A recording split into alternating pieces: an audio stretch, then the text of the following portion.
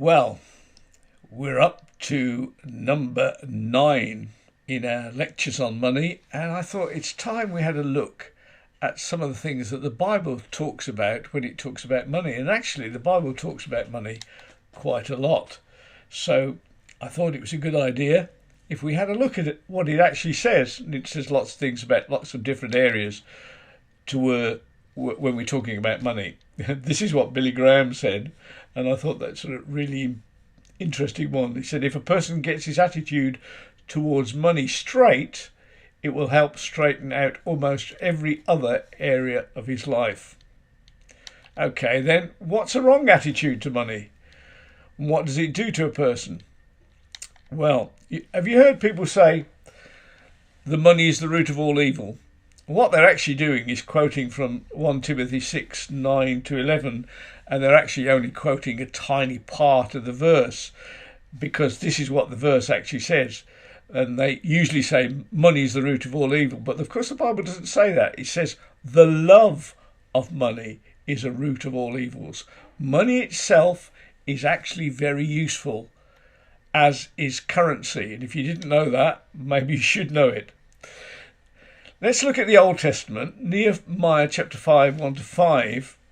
Here we have the clear misuse of charging people for loans made in order to survive. In other words, these people are trying to survive and they're having to borrow money to actually survive.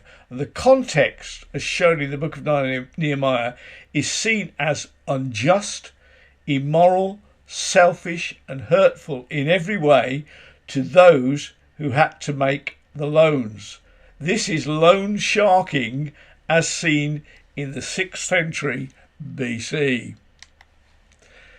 Nehemiah 5:7 says, I thought it over, this is Nehemiah talking, and then challenged the nobles and the rulers. I said to them, you are exacting usury, which in our parlance means excessive interest, from your brothers and relatives. So I had a great assembly to confront them. If you lend money to any of my people near you that is poor, you should not be to him as a user. Remember what a user is? Neither shall you lay upon him usury. So these are all little verses from the scripture that talk about usury or excessive interest or interest. So just read those. That's from Exodus, Leviticus, Deuteronomy and Psalms. The last one from Psalms is interesting, isn't it? He that lends his money without usury, without interest, neither takes reward against the innocent. He that does these things shall never be moved. In other words, there's a blessing for people who are willing to lend their money without charging interest on it.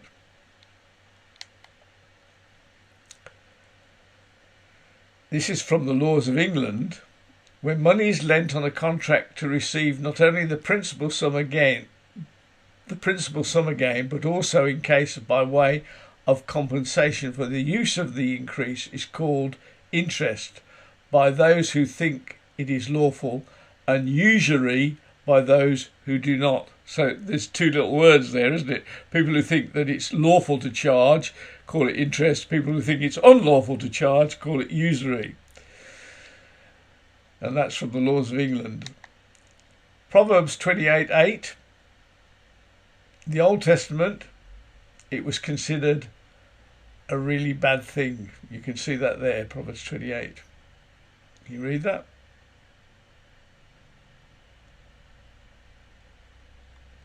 Be kind and generous to the poor. Here's what Robert Schuller said about money. Our greatest lack is not money for any undertaking, but rather ideas. If the ideas are good, cash will somehow flow to where it is needed.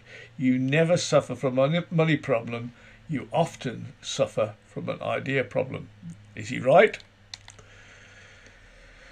Matthew 25:27. Then you ought to have put my money with the bankers, and at my return I would receive my money back with interest. This is a story in the New Testament about the talents and the different talents that are distributed by the governor or the the owner who goes away and he gives to one servant 5, another 10, and to another one 1, and then he comes back to see what they've done. Here's another one, Matthew 21:12. Jesus entered the temple courts and drove out all who were buying and selling, and there he overturned the tables of the money changers and the benches of those selling doves. So he made a whip, it's the same story, out of the cords and drove all from the temple courts, both sheep and cattle. He scattered the coins of the money changers and overturned their tables. What's going on here? What's happening? Actually, it's all about the money changers. The money changers we would call, in today's words, the bureau de change, okay?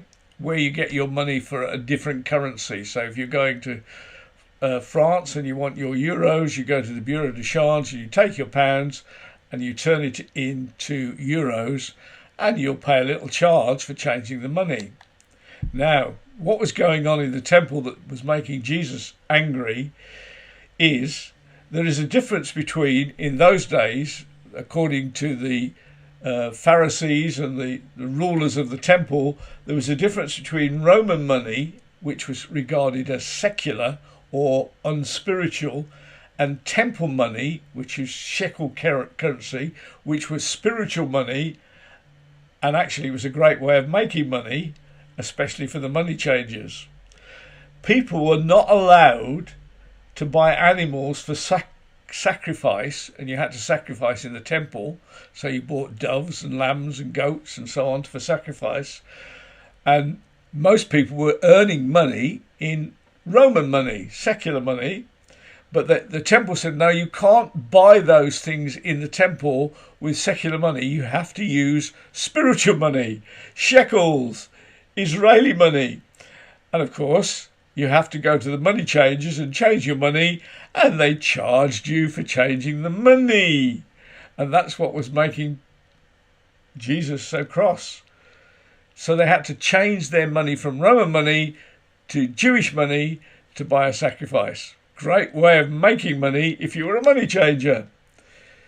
Okay, let's have a look at our old money, because there's an interesting thing here that goes back to that story we just looked at. In old money in the UK, currency was called LSD. And when you ask people what does that mean, they would say pounds, shillings and pence. Well, why D for penny? Why not a P? Well, it probably comes because, remember, Britain was also part of the Roman Empire. The Romans conquered us. It was from the Latin word denarius, which was the most common Roman coin. It was the smallest and the most common Roman coin, and probably in English that's why our money was called LSD, the denario being the penny, being the smallest coin. The Jewish coin, going back to that story of Jesus in the temple, was a lepton, which is translated into the New Testament in English as a mite in Mark 12:42. It was worth half a quadrantes. The widow whom Christ commended for her giving attitude. Do you remember the story in the Bible where Jesus is sitting in the synagogue and they're watching people putting money in the offering baskets, and this lady comes in and Jesus says she put more in than all the others, and people put in large amounts of money into the offering bag at the back of the synagogue, and she put in a mite, which was actually equal to 2 lepta, which is the Roman coin. But she'd obviously transferred that into Jewish currency before she put it into the offering, and she put it in. So she changed it before she put it in. And Jesus, of course, looks at it and he says, she's put everything that she has got into the offering. People are giving from their wealth. They've still got plenty of spare. But this lady has given everything. A mite. Actually, a mite probably would just about get you a shower at the local baths. That was about what it was worth. Here's some coins commonly used in the Roman Empire.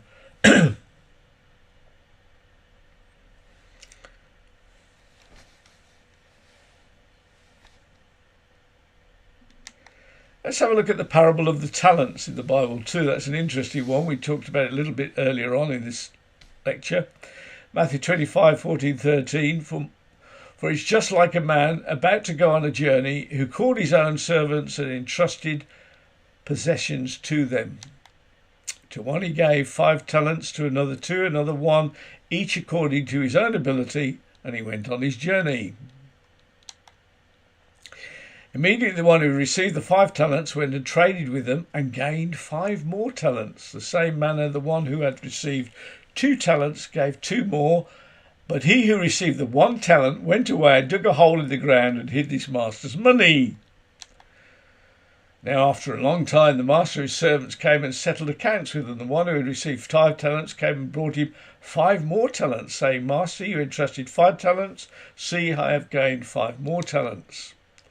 His master said to him, Well done, good and faithful servant. You were faithful in a few things. I will put you in charge of many things. Enter into the joy of your master. Also the one who had received the 2 talents came and said, Master, you entrusted me 2 talents. See, I've gained 2 more talents. His master said to him, Well done, good and faithful servant. You were faithful with a few things. I will put you in charge of many things. Enter into the joy of your master. And the one who also received the 1 talent came and said, Master, I knew you had to be a hard man, reaping where you did not sow and gathering where you scattered no seed. And I was afraid and went away and hid your talent in the ground. See, you have what is yours. A bit like Ernie. You remember Ernie? You get what's yours, but you've lost all the interest and so on. But his master answered and said to him, You wicked, lazy servant. You knew that I reap where I did not sow and gather where I did not scatter no seed. Then you ought to have put my money in the bank, and on my arrival I would have received my money back with interest. Therefore take away the talent from him and give it to the one who has 10. And send him out into outer darkness. He's a worthless, useless servant. Are we making a profit? Okay, that's an interesting story, isn't it? And one that we perhaps really need to think through. Incidentally, a talent was really money. I've forgotten how much a talent was worth. I did know once upon a time, but I've forgotten right now. Anyway, let's move on to something else that is a biblical principle. In Israel, they had a thing called the Year of Jubilee, which happened every 50 years. And this is what happened. Everybody who owns land... these are the questions we should ask. Who owns the land? What is the cost of the land? There was no such thing in Israel in the Old Testament as freehold. Remember we talked about freehold and leasehold? In Israel, everything was leasehold. Who owned the land? Well, I'll tell you in a minute, but the whole thing was that every 50 years, everything went back to zero. Quite a clever idea, really. So the 50th year, called the Year of Jubilee, all debts were cancelled. If you were in debt and you came to the Year of Jubilee, you were really happy because you didn't owe it anymore. Everything was wiped out. It was called the Year of Favour. And that's because it was the Year of Jubilee, all debts cancelled, everybody called it the Year of Favour. Why not? Now, of course, if you own land, you could sell that land, even though it was leasehold, but the price of the land would depend on how many years were left to the Year of Jubilee. A little bit like our British leasehold. So if you're selling your house and it's leasehold and it's only got 15 years left on the lease, let me tell you, you'll get a lot less money than if it's got 99 years lease. In the Year of Jubilee, any land that had been sold 50 years previously returned back to the original person who owned it. The whole idea was you started from the year 0. But let's go back to that question. Who owns the land? Well, the principle was that God owned the land. God owned the people. God gave the increase of the land, in other words, the fruit of the land, the trees, the corn, the wheat and so on. But God expected the people to treat each other kindly and fairly. So in the Year of Jubilee, everything went back to zero. All debts cancelled. And as I've just said, of course, people took into account the year of Jubilee, when it was coming on the calendar. And if you bought land, you knew, oh, well, I've only got 2 years left to the year of Jubilee, so I'm not going to get much money for my land because it'll come back to me in 2 years' time anyway. I'll sell it for 2 years. So that was the thinking, really. The idea was that there was no such thing as freehold. All land belonged to God, and he had allowed each tribe and family to take care of what was given to them. They could even sell it. However, it had to come back to them in the year of Jubilee. Maybe a zero start is a very good idea for economics. Now, does anybody remember, do you remember, the Forgive the Debt campaign in the United Kingdom? Well, it was more than the UK. It went all over the world, actually.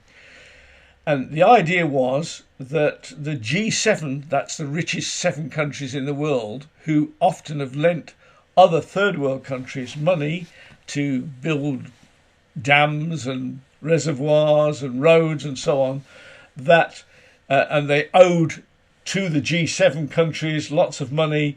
There was a big campaign saying, let's have a year of Jubilee. And that's where it comes from. It comes from that Bible principle. Let us forgive the debt and start again. And some of it happened. What actually happened is the G7 forgave some of the debt, but they didn't forgive all of it, and allowed third world countries to start again. It was a very useful thing, actually, a really helpful thing. Let's turn to the subject of tithing.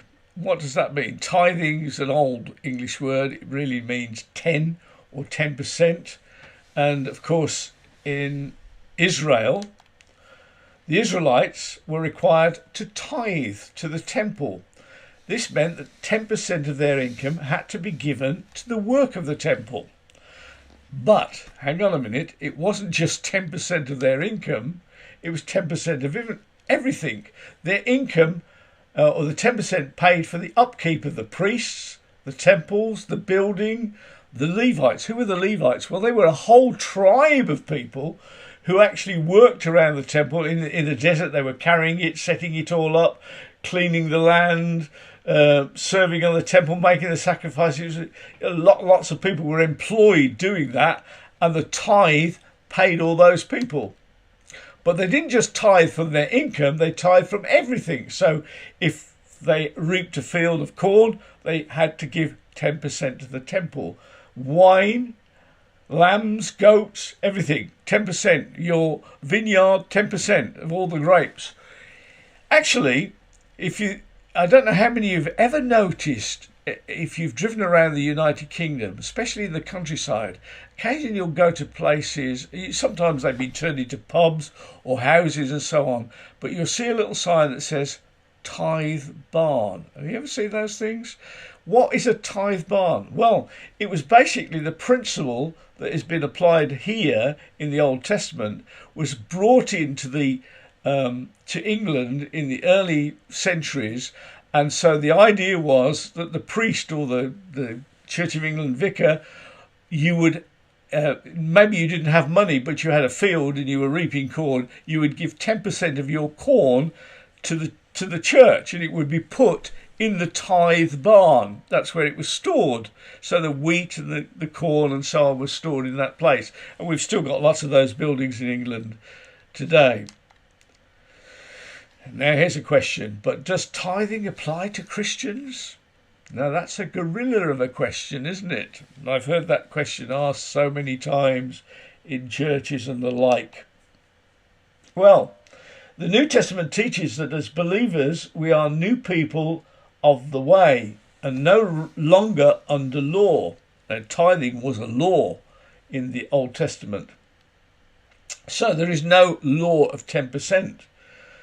But we believe we're now under grace, favour, undeserved but freely given. However, my argument would be, if under law 10% was given, maybe if we're freely under grace, maybe we should be giving more than that to whatever we believe is a right place to put it. My question often to people who say, oh, I don't believe in tithing or giving anything to good works like that. And I think, well, how much do you use for yourself? When we start to work out our budget and what we really give away from our income, oftentimes it's very tiny. And it's, using things like a 10% as a start is probably a good habit where money is concerned. It's not a bad habit. It isn't a law, but it probably is a good habit. Another thing that oftentimes people who say they're followers of Jesus ask me, what about gambling? What should we do it? Is it illegal? Is it wrong? What is it? Well, this is a sort of funny picture, but it's the idea is that you're watching the Roman soldiers gambling at the foot of the cross. What were they gambling for? Well, they were actually gambling over Jesus' garment. And many people who follow Jesus feel that it's wrong to gamble simply because of that story. It comes from the crucifixion and what was actually happening at that time. And they gambled for Jesus' garment. The Bible says they cast lots for it. In other words, they were sitting around throwing the dice, whose garment is it being? Is it going to be? Why the garment? What were they doing? Well, actually, they were doing it because that garment was so expensive that it was weaved all the way down from one piece of cloth. In other words, it wasn't two pieces of cloth sewn together. It was one whole garment. And such garments were incredibly expensive. So they didn't want to rip it up, or you have half and me have half. So they gambled for it. One night I was in a coffee bar, and I watched in the corner of the coffee bar a man playing a one-armed bandit. I was calculating how much money he put into this thing. Occasionally he would win 10 pence or something like that. And I worked out that in the evening that I was sitting there drinking my coffee, he put in £90 to that gambling machine. Finally, the machine went bing and he won the jackpot. He actually won £70. Not a good investment, really. What do you think? I also, just for my education, went along one day to Atlantic City in New Jersey to one of the huge gambling clubs there. I haven't been to Las Vegas, but I've been in Vegas, but I went to the one in Atlantic City. And there's some really interesting things that I would like to tell you about gambling when it's really seriously done. And these are my observations as I went into this huge gambling casino in Atlantic City. Let me tell you about it. First of all, in this big casino, they pump oxygen into the air, so you feel very awake and very alive. It's ever so difficult once you're in there to find your way out. The exit signs are very sparse, so you don't know where you are, you get confused walking around. The other thing I noticed is there's no clocks anywhere. So you can't look at the time and think, oh, I need to go. There's no clocks anywhere. There are lots of cash machines. In other words, you can put your credit card in and pull out cash. They're on every other wall to get some cash out. The lighting in the casino almost matches daylight. So you've got oxygen, difficult to find your way out. It feels like the middle of the day. If you're playing the high-cost machines, I noticed that they would bring you food and drink for free just to keep you there. So if you're hungry, you want a drink, it was constantly on tap and nobody charged you for it. Another thing that I noticed that it's really horrible to talk about, but on the one-armed bandits where they're pulling those machines, the fruit machines, and they're pulling the handle down and they're putting money in, people didn't even stop to go to the toilet. They often went to the toilet right where they were standing, and it was like, how gross. And they were obviously used to it in the casino because a man would come up with a big Stanley knife, cut the carpet out and put a new piece of carpet in place. It was like, yuck. And they were afraid of moving, of course, in case their number came up and somebody else came and used that machine and won the jackpot. But, you think, oh dear, this is awful. I went across the road after I got out of the casino for a meal, and while I was there, a man jumped off the top of the building to his death. The restaurant people look, that happens ever such a lot. It's a regular occurrence. Do I like gambling? Well, whatever it's there and whatever Christians think, do I like it? What do you think? Okay, to finish up today, this is from Zig Ziglar. He says, money won't make you happy, but the bad news is everybody wants to find out for themselves. Okay, that was a little bit of a look at all the different things that the Bible says about money. Don't forget you've got a self-test and eventually a mastery test which you will need to send to me. Have a good day.